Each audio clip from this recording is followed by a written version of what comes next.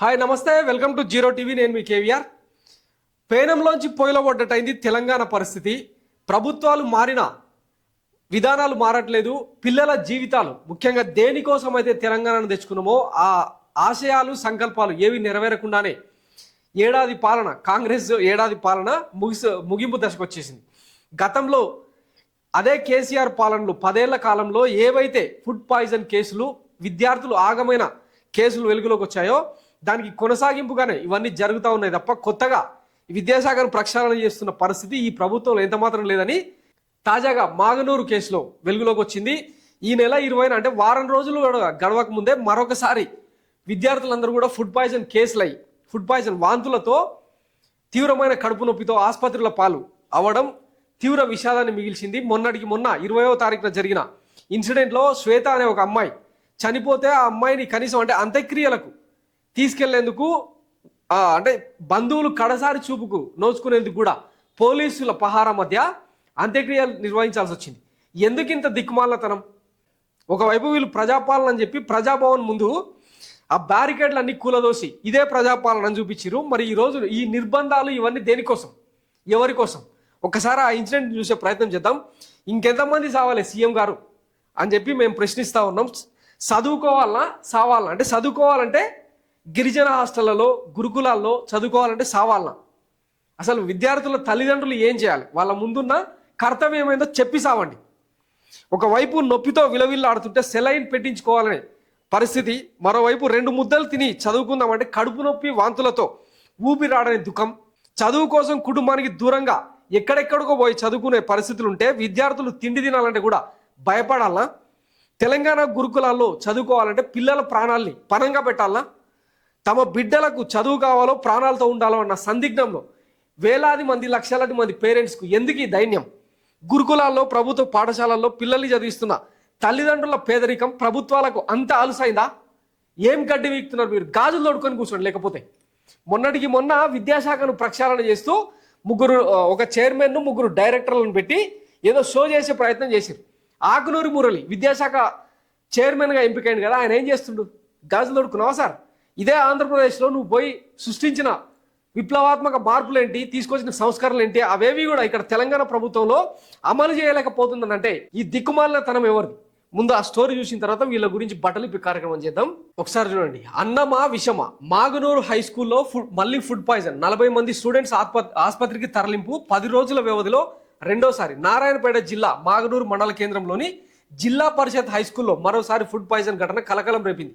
మధ్యాహ్న భోజనం చేసిన తర్వాత విద్యార్థులకు వాంతులు, విరేచనలు కావడంతో దాదాపు 40 మంది స్టూడెంట్స్ ఆసుపత్రికి తరలించి చికిత్స అందిస్తున్నారు. 10 రోజుల వ్యవధిలో ఇది రెండో ఘటన కావడం గమనార్హం. కొద్ది రోజుల క్రితమే ఇదే పాఠశాలలో 100 మందికి పైగా విద్యార్థులకు ఫుడ్ పాయిజన్ కావడంతో సీఎం సీరియస్ అయ్యారు. ముఖ్యమంత్రి ఆదేశాల మేరకు జిల్లా కలెక్టర్ పలుమార్లు మాగనూరుకు వెళ్లి విచారణ చేపట్టారు. నిర్లక్ష్యంగా వ్యవహరించిన పలువురు అధికారులపై సస్పెన్షన్ వేటు పడగా మరికొందరికి షోకాజ్ నోటీసులు సైతం జారీ అయ్యాయి. సో ఒకసారి ఈ సీన్స్ చూడండి. చిన్నపిల్లల ఆర్ధనాదాలు ఏ రేంజ్లో ఉన్నాయి. ఇక దీని మీద కూడా రాజకీయం. మాజీ ఎమ్మెల్యే చిట్టెం నర్సిరెడ్డి కొడుకు వెంకటేశ్వర రెడ్డి పోయి పరామర్శలు చేయడం. ఇంకొక ఆయన ఇప్పుడు ప్రస్తుత ఎమ్మెల్యే, మక్తల ఎమ్మెల్యే వాకిటి శ్రీ గారు అయితే ఏకంగా పిల్లలు బయట ఏవో తినుబండారాలు తిని వామిటింగ్ చేసుకున్నారు, అది చూసి మిగతా ఇంకొక 10 మంది పిల్లలు ఇదిగో ఇట్లా వాళ్ళే వామిటింగ్ చేసుకున్నారు అని చెప్పి గోరోజన ముచ్చట్లు చెప్తా ఉన్నారు. ఏమైనా సిగ్గుశరం ఉన్నది అసలు? దేనికోసం మిమ్మల్ని గెలిపించుకున్నది? ఇట్లాంటి సీన్స్ చూసేదానిక? గతంలో అంటే కాంగ్రెస్ పాలన ఒకటే కాదు, గతంలో మన ది గ్రేట్ తెలంగాణ ప్రదాత, విధాత ది గ్రేట్ కేసీఆర్ గారు ఎవరున్నారు ఒకసారి చూడండి. ఒక విద్యార్థి మీద 1,20,000 రూపాయలు ఖర్చు పెడతాం. వాళ్ళు ఏం తినానో, వాళ్ళ డైట్ ఎట్లున్నానో నేనే నిర్ణయం చేసిన. డైటీషియన్స్ కూర్చోబెట్టుకోండి. హైదరాబాద్ లో ఉండే ముఖ్యమంత్రి గారి మన్మరాలు ఏ సన్న బియ్యంతో భోజనం చేస్తారో అదే సన్న బియ్యంతో పేదింటి బిడ్డల కడుపు నిండా బువ్వ పెడుతున్నది కేసీఆర్ ప్రభుత్వం కాదా? దేశంలో ఇంకెక్కడన్నా ఏ ప్రభుత్వం అన్న పని చేస్తున్నదా? ఇంకా ఇప్పుడు సోషల్ మీడియాలో ఈ సొల్లెట్లు అయిపోయింది. అంటే పింక్ మీడియా, ఈ తెలుగు స్క్రైబ్ అనే దానికి ఆపోజిట్ గా పింక్ గులాబీలు అని చెప్పి ఇక మొత్తం ట్రోలింగ్ కంటెంట్ నడిపిస్తున్నారు తప్పిస్తే పిల్లల గురించి ఎవడైనా ఆలోచిస్తుండా? ఎంతసేపు మీ రాజకీయాలైనా? తెలంగాణ అంటే కాంగ్రెస్ పార్టీ మేనిఫెస్టోలోనేమో 20% నిధులు విద్యకు, వైద్యానికి కేటాయిస్తామని చెప్పి పెద్ద పెద్ద శిలాక్షరాలతో రాసుకున్నారు. ఏమైపోయినారా నిధులు? ఒక్కడు మాట్లాడు దాని గురించి. మొన్నటి బడ్జెట్లో చూసినా కదా, తిప్పి కొడితే 7% మించని నిధులతోన ఎంతమంది పిల్లల పొట్ట నింపుతారు, ఎంతమందికి చదువులు చెప్తారు.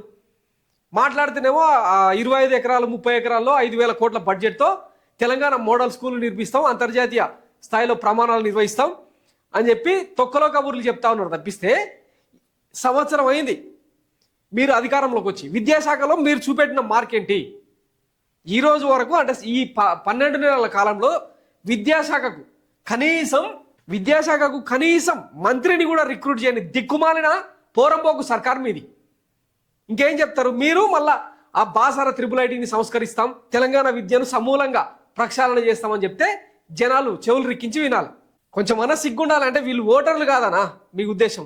సో మొన్నటిదాకా తెలంగాణ మహిళా కమిషన్ పేరుతో ఆమె ఎవరు, నేరెళ్ల శారద నారాయణ స్కూళ్ళల్లో, శ్రీ చైతన్య స్కూళ్ళల్లో పోయి షో చేసింది.